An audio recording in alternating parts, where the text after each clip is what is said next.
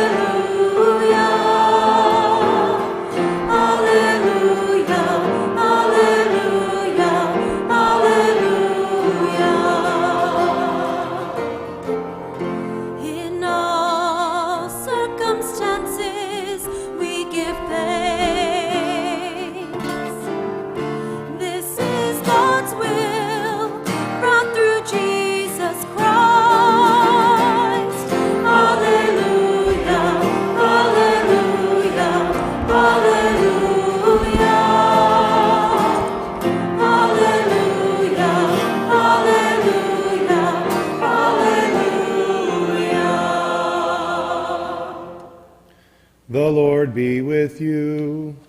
And with your spirit. A reading from the Holy Gospel according to Luke. Glory to you, O Lord.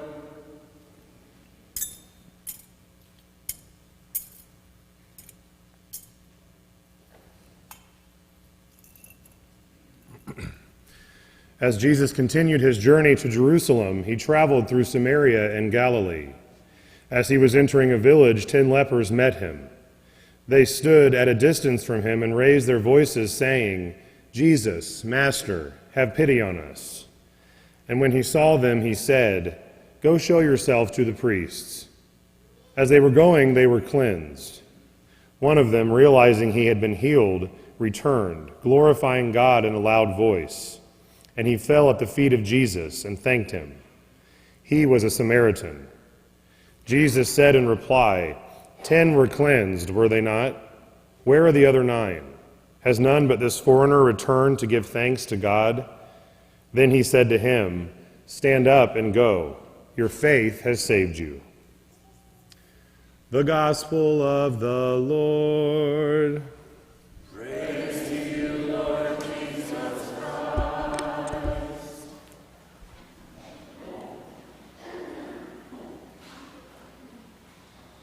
One of the things that I always enjoy as a younger priest, as a relatively younger priest, is having the opportunity to be around and speak to some of our older priests, to hear the stories that they have to tell and the things that they have experienced. I think in this parish we would refer to them as priests who are maturing adults. Those who are on that other end there. And the nice part about that is because so many of the stories and history and traditions that we have in our churches and our parishes and our dioceses, wherever they might be, are almost all in the memory of these priests. They're almost all orally transmitted, not so much written down or things like that.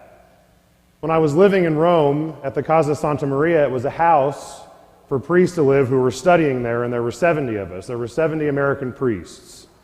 And it's always been a tradition that the superior of the Casa Santa Maria, who was chosen by the United States Conference of Catholic Bishops, that position, that job is seen as sort of a nice reward for an older priest, for a priest who is close to retirement, to get to go live 5 or 6 years in Rome and have a pretty easy and pretty nice job.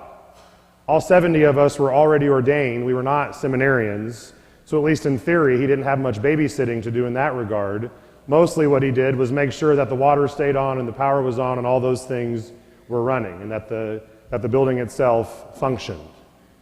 When I was there, the superior of the Casa was Monsignor Fred Berardi, who was a priest of the Archdiocese of New York City. He was telling us a story once when we were just sitting there at lunch, a rather incredible story about when he was a seminarian, when he was just starting, and in those days that very well could have been high school seminary, when he was only 18 years old or so. He was serving a mass at the Cathedral of New York City at St. Patrick's for the 75th anniversary of the dedication of that cathedral. This would have been in like 1965 or 66, sometime around then. And just to give you some background, for anyone that's never been to New York City, St. Patrick's Cathedral, the Archdiocese's headquarters there, is on Fifth Avenue, the very famous street there in Manhattan. In fact, it's right next to Saks on Fifth Avenue, that famous department store. Just across from St. Patrick's Cathedral is the Rockefeller Center, which is where NBC's headquarters is. It's where they film the Today Show and those kind of things. And in the front of the Rockefeller Center, right across the street, is a famous statue from the 1930s of the Greek mythological figure Atlas. And so it's this gigantic bronze statue of Atlas holding the world on his shoulders. And he's bending down on one knee and he's straining to hold the world up as that myth had gone. So Monsignor Berardi was telling us that they had the 75th anniversary, and at the time, the Archbishop of New York City was Francis Cardinal Spellman. Cardinal Spellman was known as sort of the last of the Prince Archbishops of New York.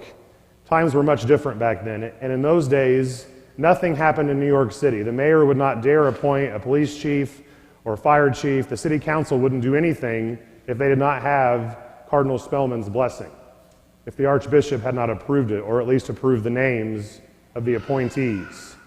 Times have changed quite a bit, as you can imagine, but in those days, the Archbishop of New York City was by far the most powerful Catholic in the United States. During Cardinal Spellman's tenure, he had an auxiliary bishop by the name of Fulton Sheen, who was there with him.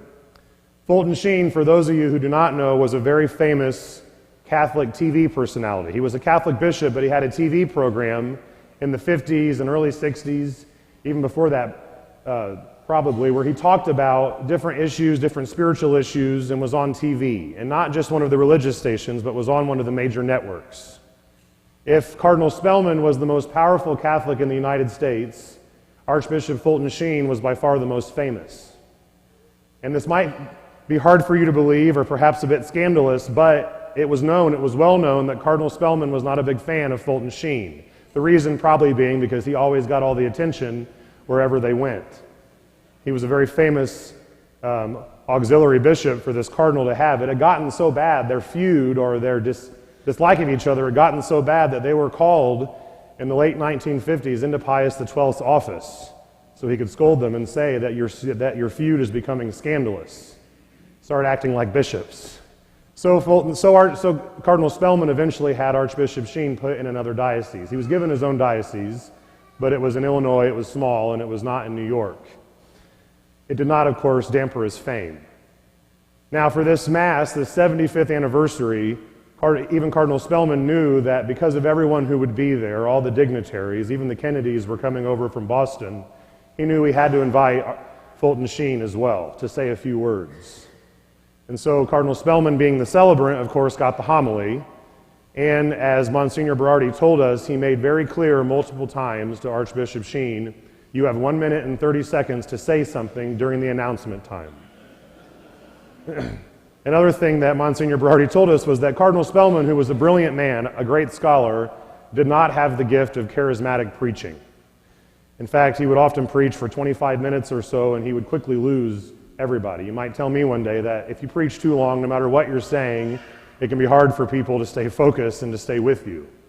And on that particular Mass, when he had the mayor there, the governor there, the dignitaries, the cathedral was full, he preached for about 30 to 35 minutes. And so as you can imagine, everybody, as they're nodding off or losing interest in this and that, and Fulton Sheen was just sitting in his side chair rather patiently. At the end of the Mass, when it was time the announcements were over, Archbishop Sheen made his way to the microphone. He had a cane at this point because it was getting near the end of his life as well, which shocked most of the people. They were used to seeing him on television with his cape, and he was very robust and very energetic. But he went up to the microphone, and all he said was this: when you go down Fifth Avenue here in New York City, one of our most famous streets, you have one of two choices. You can go across the street, and you can join Atlas, and you can be crushed by the world. Or you can come here to St. Patrick's with its soaring ceiling and spires and its great towers, and you can fly to God. he said that very loud. And the entire crowd jumped to their feet and started cheering and clapping. And that was all he said. He stayed under his 1 minute. Monsignor Berardi was doing the book for that mass, so he was sitting next to Cardinal Spellman, and he said, as Archbishop Sheen walked by, he turned to Spellman as they were still standing and cheering and winked at him. And then he sat down. And in the sacristy after Mass, and this is probably the last words that these two men spoke to each other, Archbishop Sheen said to him, "Your Eminence, you have always had the power, but you have to admit, I have always had the crowd." Today I want to focus, though, just very quickly on what he said, because it is certainly true, and not just for St. Patrick's in New York. All of us have a choice in this life. All of us have a choice between sharing that burden of Atlas, letting the world crush us, letting the world burden us on our shoulders and trying to carry all the weight and the burden and the pain and the anxiety, whatever it might be. We can choose to do that, to carry the world on our backs. Or we can come here. We can come to the God who has healed us and saved us, just as the one leper in this gospel who returned. We can come here and relieve ourselves of that burden, and we can fly to God. We can experience the joy and the weightlessness of no longer having to carry the world on our shoulders, because our anxieties, our pain, our suffering, whatever it's been, all of that we can lay at the foot of the cross, and we can be free of it. And we can soar, experiencing that joy all the way to God Himself in heaven. That is why we come here week after week, day after day, and give thanks to God for the gifts we've received and share with Him our burdens so He can lift them from us, knowing that everything ultimately is in His hands and in His plan.